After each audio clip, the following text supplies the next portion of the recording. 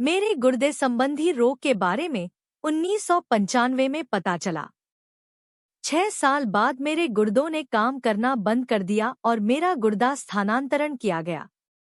मेरे ऑपरेशन से एक दिन पहले सर्जन ने आकर मुझे बताया कि मेरा रोग ऐसा था कि स्थानांतरण के बाद भी 70% संभावना थी कि मुझे यह रोग दोबारा हो जाएगा। मेरा परिवार और मैं निराश हो गए, पर हमारे पास इसके अतिरिक्त और कोई विकल्प नहीं था। मेरे ऑपरेशन के बाद मैंने चिकित्सक की दी गई हिदायतों का पालन किया, परंतु हर साल मुझे अस्पताल में भर्ती होना पड़ता। साल 2003 में मैं तुर्की में था जब मेरा रक्तचाप बहुत बढ़ गया। मुझे फौरन भारत वापस आकर अस्पताल में भर्ती होना पड़ा। गुर्दे की बायोप्सी से पता चला कि यह रोग दूसरे गुर्दे में भी हो गया था। हमने भारत और अमेरिका के सर्वश्रेष्ठ चिकित्सकों से विचार विमर्श किया, परंतु हमें कहा गया कि कुछ ही महीनों में मुझे डायलिसिस शुरू करना पड़ेगा। इसका कोई उपचार नहीं था। मुझे स्टेरॉइड्स की भारी मात्रा पर डाला गया। मेरी पत्नी, माँ, पिता और बेटा ध्वस्त हो गए। हम बहुत सारे मंदिरों और ज्योतिषियों के पास गए, बहुत पैसे बर्बाद किए, पर कुछ नहीं हुआ। उसी समय मेरी तरक्की भी हुई। मेरी नई जिम्मेदारियों की मांग थी कि मुझे हर महीने अन्य देशों की यात्रा करनी थी। हम असमंजस में थे कि मुझे यह तरक्की स्वीकारनी चाहिए या नहीं। इस पड़ाव पर हमारी एक परिचित, भाटिया आंटी, ने अपने गुरुजी और उनकी चमत्कारी शक्तियों के बारे में हमें बताया। हमने उनका विश्वास नहीं किया, पर क्योंकि हमारे पास और कोई विकल्प नहीं था, हमने गुरुजी के पास जाने का निश्चय किया। मेरी माँ उनके दर्शन के लिए गईं और मेरी समस्या के बारे में गुरुजी को बताया। गुरुजी ने अगली बार मेरी पत्नी अंजना को एक तांबे के लोटे के साथ आने को कहा। मेरी पत्नी लोटा लेकर गई, जिसे गुरुजी ने अभिमंत्रित किया। मुझे उसमें रात को पानी भरकर रखना था, सुबह आधा पानी पीना था और बाकी अपने नहाने के पानी में मिला देना था। यद्यपि मैं स्वयं गुरुजी के पास नहीं गया था, मैंने उनके निर्देश का पालन किया। मरता क्या ना करता। गुरुजी के निर्देश का पालन करने के 3 महीनों के भीतर पहला चमत्कार हुआ। मेरे गुर्दे ठीक होने लगे और 6 महीनों के अंदर मेरे गुर्दे सामान्य हो गए। मेरा चिकित्सक स्तंभित था और उसने मुझसे पूछा कि मैं कौन सा इलाज करवा रहा था, क्योंकि एलोपैथिक दवाइयों से मेरे गुर्दे ठीक नहीं हो सकते थे। हमने गुरुजी और उनके आशीर्वादों के बारे में बात की और चिकित्सक ने मुझे प्रोत्साहित किया कि मैं ऐसा करना जारी रखूं। हम विस्मित थे, कैसे एक गुरु किसी को आशीर्वाद दे सकते थे जो उनसे कभी मिला भी नहीं था, जिससे उन्होंने कुछ लिया नहीं था और बिना एक बार भी दावा किए कि उन्होंने उसका इलाज किया था। यह अनोखी और कभी कभार ही होने वाली बात थी। हमने ऐसा ना तो पहले कभी सुना था और ना ही अनुभव किया था। गुरुजी का आशीर्वाद प्राप्त करने के 6 महीने बाद मुझे उनके दर्शन हुए और वो मुस्कुराते हुए और आंखों में एक चमक लिए मुझसे मिले। पहली बार मैंने चाय प्रसाद और लंगर ग्रहण किया। इस बात का मुझे बाद में एहसास हुआ कि यह मेरी दवाइयों की अगली खुराक थी।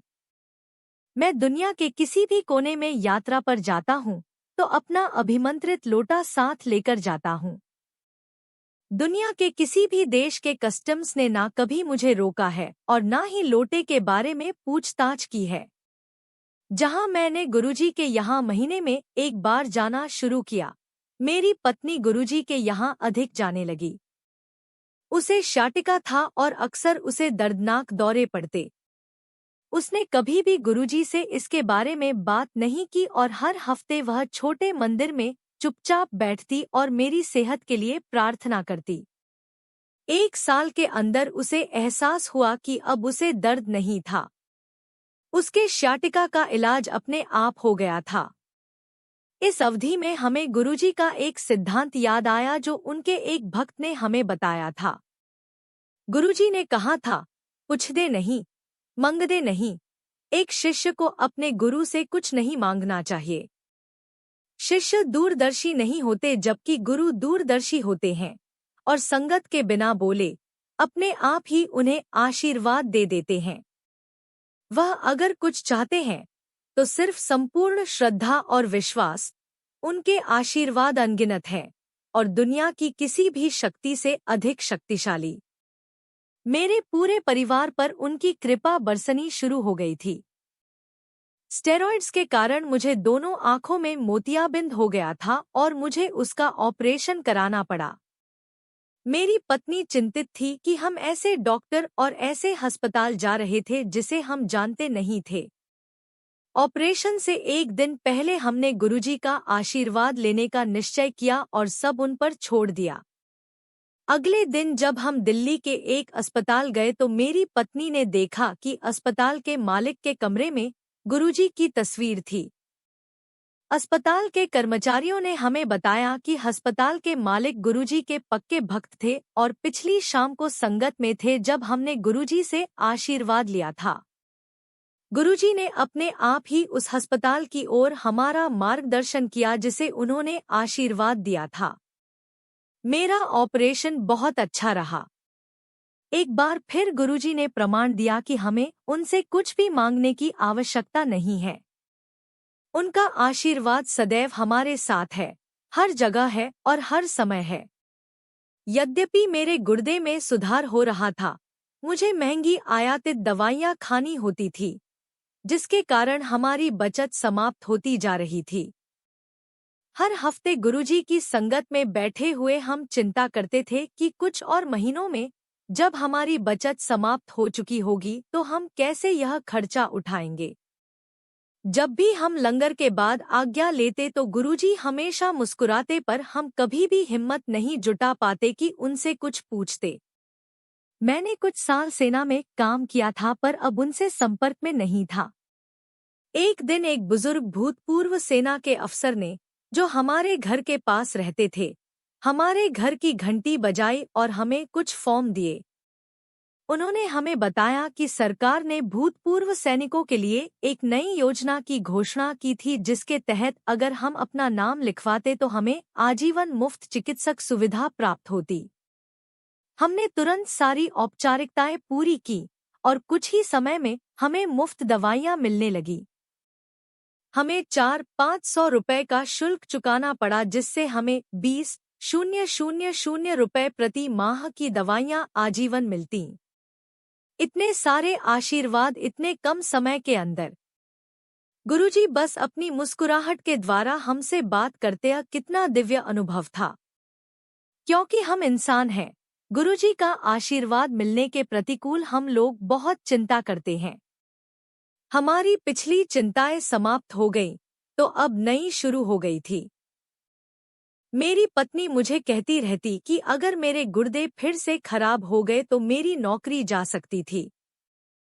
यह संभव था क्योंकि मैं कॉरपोरेट सेक्टर में काम करता था। मैं जिस कंपनी में 17 सालों से काम कर रहा था, वह कंपनी 2005 में किसी और ने अधिग्रहित कर ली। मुझे चुनने का अधिकार दिया गया कि मैं वहीं काम करना जारी रख सकता था या स्वेच्छापूर्वक सेवानिवृत्ति ले लेता। मैंने जितने साल काम किया उससे बद्ध पृथक्करण वेतन के साथ।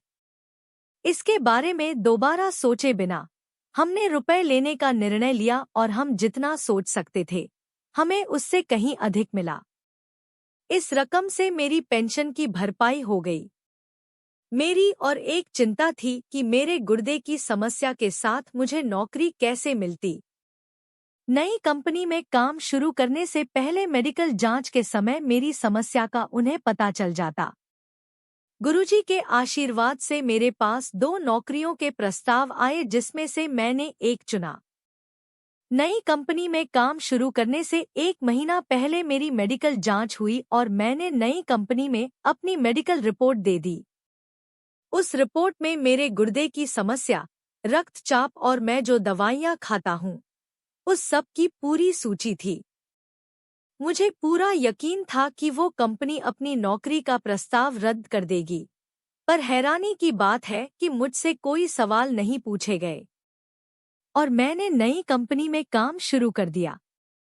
काम शुरू करने के 3 महीने बाद मैंने संबंधित व्यक्ति से अपनी रिपोर्ट के बारे में पूछा कि क्या उसने मेरी रिपोर्ट पढ़ी थी और उनको मेरी रिपोर्ट ठीक लगी।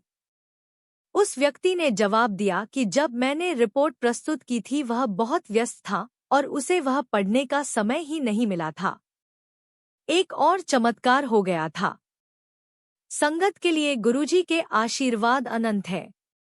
वह हमें अच्छी सेहत, अच्छे रिश्ते, सुदृढ़ वित्तीय स्थिति और अन्य सब कुछ का आशीर्वाद इतने प्रेम भरे रूप में देते हैं।